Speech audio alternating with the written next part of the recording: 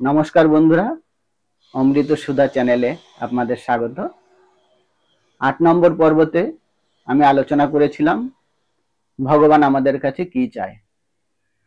Comment বক্সে অনেক শ্রোতা বন্ধু বলেছেন যে ভগবান চোখের জল চায়, চোখের জল দিয়ে মনের মতো করে ডাকতে পারলে ভগবান সন্তুষ্ট হন।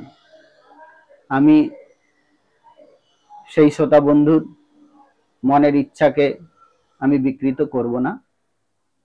আমি ৮ নম্বর পর্বে আলোচনা করেছিলাম যে ভগবানকে কি দিয়ে পুজো করলে ভগবান সন্তুষ্ট হয়। দেখুন, ভগবানকে আমরা কি দিতে পারি, কি আছে আমাদের? ফুল, ফল, বেলপাতা, তুলসী পাতা, গঙ্গা জল, দধি, দুগ্ধ, ঘৃত, চন্দন, সবই তো ভগবানের। ভগবান আমাদের কাছে কি এক্সপেক্ট করতে পারেন? অনেকে বলছেন যে চোখের জল দিয়ে সেবা করলে নাকি ভগবান সন্তুষ্ট হয়। আচ্ছা, আমি আপনারা সবাই যারা ধর্ম মানেন, ঈশ্বর মানেন, ভগবান মানেন, তারা তো এটা মানেন যে আমরা ভগবানের সন্তান, ঠিক কিনা?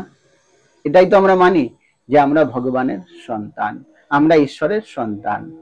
আচ্ছা, আপনারাও কারো পিতা ও মাতা,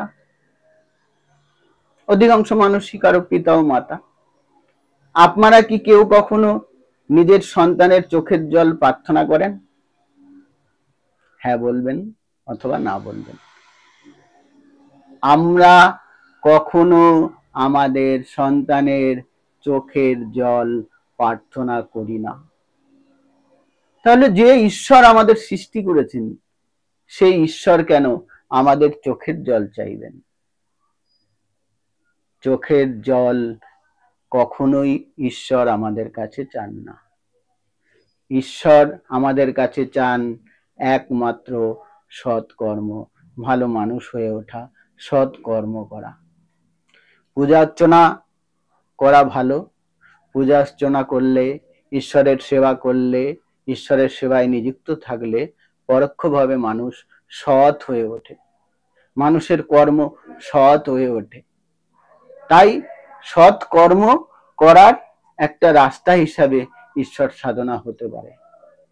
কিন্তু চোখের জল দিয়ে পুজো করলেই যে ঈশ্বর সন্তুষ্ট হবে, আর পুজো দিয়ে উঠে সামান্য ওই 1 ফুট জমি নিয়ে নিজের ভাইয়ের সাথে ঝগড়া অশান্তি করব, আর 1 বিঘা জমি নিয়ে পড়শির সাথে ঝামেলা বিবাদ করব, মানুষ চোখের সামনে মানুষ অন্যায় করে যাবে, তার প্রতিবাদ করব না, তবে ঈশ্বর সন্তুষ্ট হবে না। সৎ কর্ম সর্বদা করে যেতে হবে, তার সাথে ঈশ্বর সেবাও করে যেতে হবে, কিন্তু মূল উদ্দেশ্য সৎ কর্ম করা।